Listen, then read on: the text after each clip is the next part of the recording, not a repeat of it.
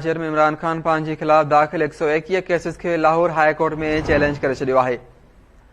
PTI chairman Imran Khan पंहिंजे ख़िलाफ़ दाख़िल 121 केसिस खे लाहौर हाई कोर्ट में चैलेंज करे छॾियो आहे। दरख़्वास्त में घरू दिफ़ा ऐं कानून वारे सेक्रेटरी समेत चीफ सेक्रेटरी IG पंजाब ऐं FIA खे धुर बणायो वियो आहे।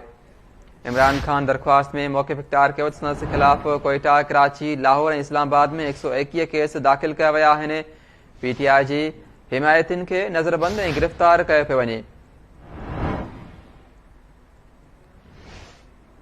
निगरान सूबाई हुकूमत इंतकामी कार्रवाइयूं करे रही आहे। दरख़्वास्त जे फ़ैसिले ताईं अदालत में दाख़िल केसिस ते कार्रवाई रोकण जो हुकुम ॾे।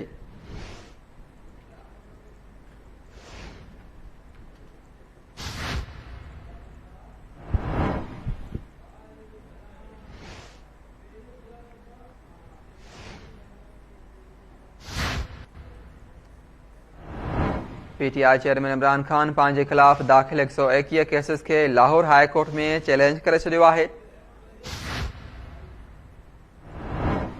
दरख़्वास्त में घरू दिफ़ा ऐं कानून वारे सेक्रेटरी समेत चीफ सेक्रेटरी IG पंजाब ऐं FIA खे धुर बणायो वियो आहे।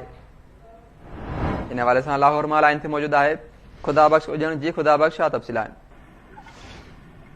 जी, इमरान खान तरफ़ां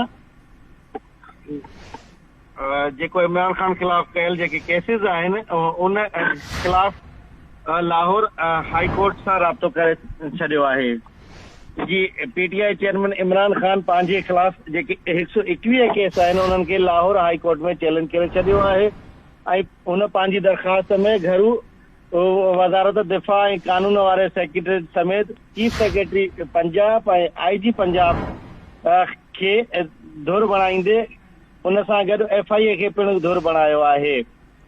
पीटीआई चेयरमैन इमरान खान खां दरख़्वास्त में चयो वियो आहे त हिन जे ख़िलाफ़ कराची, कोयटा, लाहौर ऐं इस्लामाबाद समेत 120 केसिस आहिनि जेके कूड़ा हुन ते दाख़िल कया विया आहिनि।